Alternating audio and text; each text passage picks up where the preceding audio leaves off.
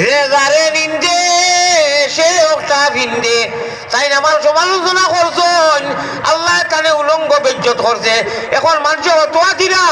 আইজুদ আসি ত্রিপুরার এক বেটা আল জামিয়াত পড়িছে কইছে তুমি ইমান আনা লাগবো আবার আরে দেখুন আল্লাহ বলি জামাইনি তুমি আল্লাহর হালানি হয়তো ওটা হরু আমি লাহাওলা বলিছি আশিকে এলাহিয়ে